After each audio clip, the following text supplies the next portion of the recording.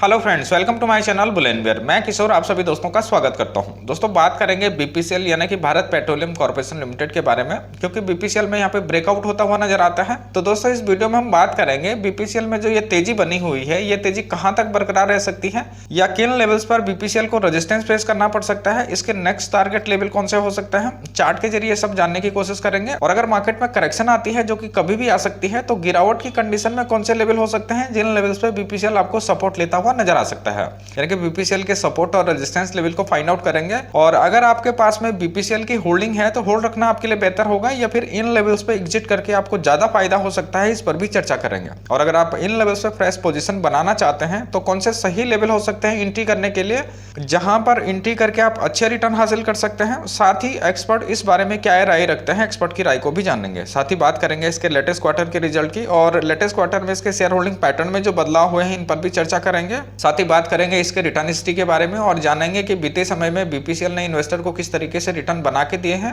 और अगर आप इंट्राडे प्लेयर हैं और बीपीसीएल में अगर आप इंट्राडे प्ले करते हैं तो कल आपको इसमें कौन से टारगेट प्राइस देखने को मिल सकता है, इस पर भी चर्चा करेंगे। तो दोस्तों कम समय में ढेर सारी इन्फॉर्मेशन आप तक पहुंचाने का प्रयास रहेगा, तो वीडियो में आप अंत तक बने रहें। और अभी तक भी अगर आपने चैनल को सब्सक्राइब नहीं किया है तो प्लीज सब्सक्राइब करके सपोर्ट जरूर कीजिए। बेल आइकन को भी प्रेस कीजिए ताकि जब भी वीडियो अपलोड हो नोटिफिकेशन आपको जल्दी पहुंचे। वीडियो पसंद आई तो लाइक शेयर करना बिल्कुल भी ना भूलें। तो दोस्तों वापस आ जाते हैं बीपीसीएल के डिस्कशन पर। सबसे पहले चार्ट पे इसके प्राइस एक्शन को देखते हैं। तो यहाँ पर बीपीसीएल अपने रेजिस्टेंस लेवल जो कि इसका 415 का है, इसको ब्रेकआउट करता हुआ यहाँ पे नजर आता है। हालांकि बीते दिन यानी कि 13 जनवरी को बीपीसीएल ने 424 का हाई जरूर बनाया था, लेकिन ये स्टॉक 415 के ऊपर में सस्टेन नहीं कर पाया था। क्लोजिंग इसकी 412 के आसपास में हुई थी, लेकिन आज स्टॉक 412 के आसपास में ओपन हुआ है, और जहां ये ओपन हुआ है वहीं से स्टॉक ने ऊपर चलना शुरू किया है और आखिर में 415 के लेवल को ये ब्रेकआउट करने में कामयाब होता हुआ यहाँ पे नजर आता है। अगर हम बीते एक साल की परफॉर्मेंस को देखें बीपीसीएल की, तो कुछ खास अच्छी यहाँ पे नहीं मानी जा सकती है, क्योंकि फरवरी 2020 में बीपीसीएल जिन लेवल्स पर ट्रेड कर रहा था स्टॉक अभी भी उन लेवल तक नहीं पहुंच पाया है। 6 फरवरी 2020 को बीपीसीएल 510 के आसपास में ट्रेड कर रहा था। फरवरी मार्च की गिरावट में बीपीसीएल में भी जोरदार गिरावट रही 24 मार्च को, लेकिन 24 मार्च 2020 को 252 का लो मार्क करने के बाद से ही बीपीसीएल में शार्प रिकवरी देखने को मिली।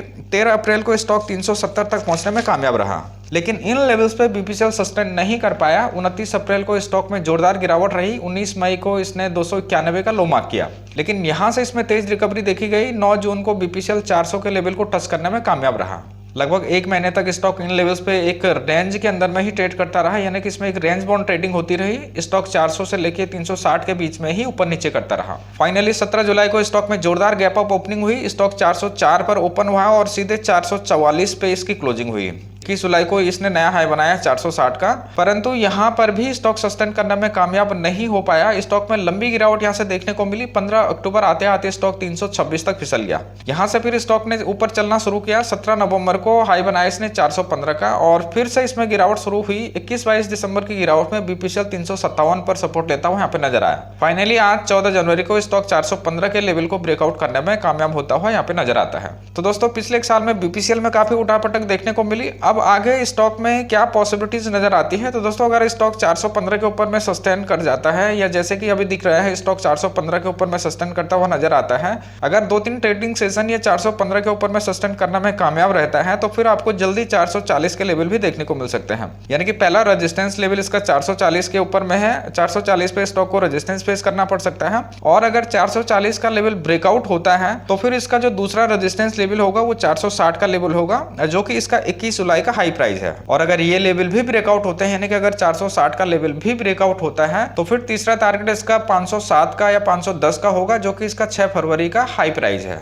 और अगर मार्केट में गिरावट आती है तो फिर 380 का लेवल यहाँ पे काफी इंपॉर्टेंट लेवल होगा। 380 पर स्टॉक यहाँ पे आपको सपोर्ट लेता हुआ नजर आ सकता है। और अगर मार्केट में गिरावट का साइज थोड़ा बड़ा रहता है तो स्टॉक 360 तक भी फिसल सकता है। 360 के लेवल से स्टॉक बाउंस बैक कर सकता है। इंडिकेटर विलियम परसेंटेज की माने तो स्टॉक यहाँ पे ओवरबॉट हो चुका है, कुछ ज्यादा ही इसमें खरीदारी हो चुकी है। विलियम परसेंटेज का लेवल यहाँ पे -5 तक निकल के आता है, जो कि यहाँ पे ये दर्शाता है कि स्टॉक में काफी जोरदार खरीदारी हो चुकी है। अगर हम इसके मूविंग एवरेजेस की बात करें तो बड़े टाइम फ्रेम के जितने भी सारे मूविंग एवरेजेस हैं, इनसे स्टॉक अभी काफी ऊपर कर रहा है। लेकिन यहाँ पे जो सारे बड़े टाइम फ्रेम के मूविंग एवरेजेस हैं, ये काफी पास में यहाँ पे नजर आते हैं। 200 डेज के मूविंग एवरेज की बात करें तो 377 का लेवल निकल के आता है। 100 डेज के मूविंग एवरेज का लेवल यहाँ पे 382 के आसपास में निकल के आता है, और 50 डेज का मूविंग एवरेज यहाँ पे 388 का लेवल निकल के आता है। तो सारे बड़े टाइम फ्रेम के मूविंग एवरेज यहाँ पे लगभग सारे पास ही में नजर आते हैं। अब बात करते हैं दोस्तों, अगर आप स्टॉक में एंट्री करना चाहते हैं, पोजीशन बनाना चाहते हैं, तो कौन से सही लेवल हो सकते हैं एंट्री करने के लिए, जहां पे एंट्री करके आप अच्छे रिटर्न हासिल कर सकते हैं। तो यहाँ पे जब स्टॉक 200 डेज के मूविंग एवरेज के आसपास में आपको मिले तो यहाँ पे आप खरीदारी कर सकते हैं, क्योंकि अगर आप ये चार्ट में भी देखें तो स्टॉक यहाँ पे 200 डेज के मूविंग एवरेज को 2-3 बार यहाँ पे काट के नीचे भी जा चुका है। आने वाले समय में भी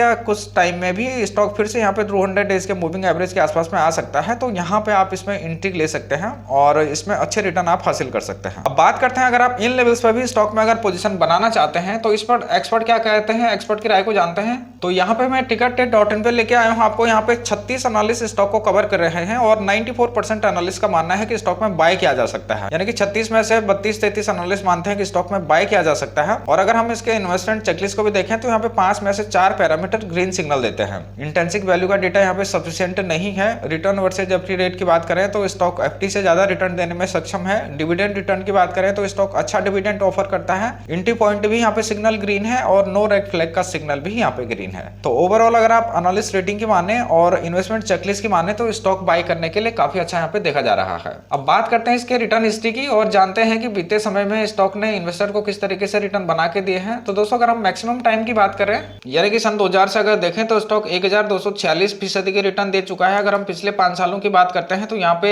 39.19% के रिटर्न है। पिछले अगर हम 1 साल की बात करते हैं, यहाँ पे नेगेटिव रिटर्न है, -12.98 के नेगेटिव रिटर्न है। पिछले अगर हम 1 मंथ की बात करते हैं तो 1 मंथ में यहाँ पे 2.46% के रिटर्न है। पिछले अगर हम तक की बात करते हैं तो पिछले हफ्ते में यहाँ पे 5.22% के रिटर्न है। और आज की भी बात करें तो आज भी यहाँ पे लगभग 3.59% के पॉजिटिव रिटर्न है। तो ओवरऑल अगर आप रिटर्न हिस्ट्री भी देखते हैं तो काफी अच्छी इसकी नजर आती है। अब आगे बढ़ते हैं और बात करते हैं इसके सितंबर क्वार्टर के रिजल्ट की। तो सितंबर क्वार्टर में इसके रेवेन्यू में भी और नेट प्रॉफिट में भी जंप देखने को मिला है। सितंबर क्वार्टर में टोटल रेवेन्यू यहाँ पे 65,912 करोड़ का जनरेट किया गया था, जिसमें से कि नेट प्रॉफिट हुआ था 2247 करोड़ के आसपास का। जून क्वार्टर में अगर हम देखें तो रेवेन्यू यहाँ पे 50,616 करोड़ के आसपास का है, जिसमें से कि नेट प्रॉफिट हुआ है 2076 करोड़ के आसपास का। तो अगर जून क्वार्टर से अगर आप सितंबर क्वार्टर को कंपेयर करें तो रेवेन्यू में भी और नेट प्रॉफिट में भी यहाँ पे काफी जंप देखने को मिला है। बात करें अगर फाइनेंशियल ईयर 19-20 की तो टोटल रेवेन्यू यहाँ पे 3,27,580 करोड़ का जनरेट किया गया था, जिसमें से कि नेट प्रॉफिट हुआ था 2683 करोड़ के आसपास का। ओवरऑल अगर आप सितंबर क्वार्टर में देखें तो बीपीसीएल ने अच्छे नतीजे पब्लिश किया। अब एक नजर इसके शेयर होल्डिंग पैटर्न पे डालते हैं तो यहाँ पे जो प्रमोटर की होल्डिंग है वो 52.98% की है और पब्लिक के पास में यहाँ पे 45.02% की होल्डिंग है और अदर्स के पास में यहाँ पे 2% की होल्डिंग है। पब्लिक होल्डिंग को डिटेल में देखें तो नॉन इंस्टीट्यूशनल इन्वेस्टर के पास में यहाँ पे 13.61% की होल्डिंग है। म्यूचुअल फंड के पास में भी यहाँ पे अच्छी खासी होल्डिंग है, 13.67% की होल्डिंग है और एफआईज के पास में यहाँ पे 11.98% की होल्डिंग है। और सितंबर क्वार्टर में शेयर होल्डिंग पैटर्न में चेंजिंग की बात करें तो प्रमोटर की होल्डिंग में कोई भी चेंज नहीं हुआ है। एफआईज ने यहाँ पे 0.03% होल्डिंग को इंक्रीज किया है। म्यूचुअल फंड ने भी यहाँ पे 0.10% होल्डिंग को इंक्रीज किया है। इंश्योरेंस कंपनीज ने भी होल्डिंग को इंक्रीज किया है 0.02% का।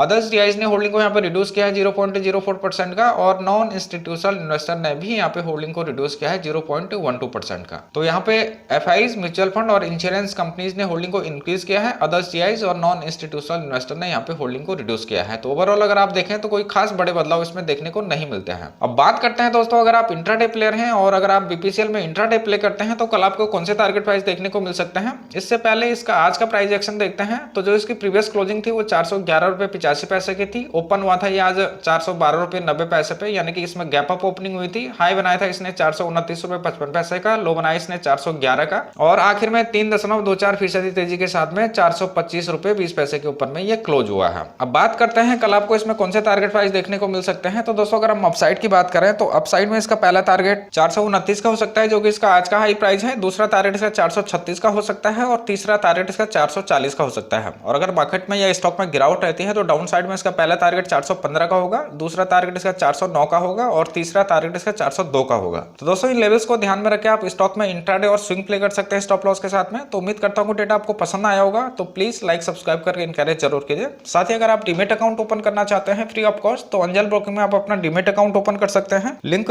डिस्क्रिप्शन में है, लिंक पे जाकर आप आसानी से अपना अकाउंट ओपन कर सकते हैं और हमारे सपोर्ट ग्रुप से जुड़ सकते हैं। तो दोस्तों इस वीडियो में इतना ही, फिर मिलता हूँ, तब तक के लिए नमस्कार, जय हिंद।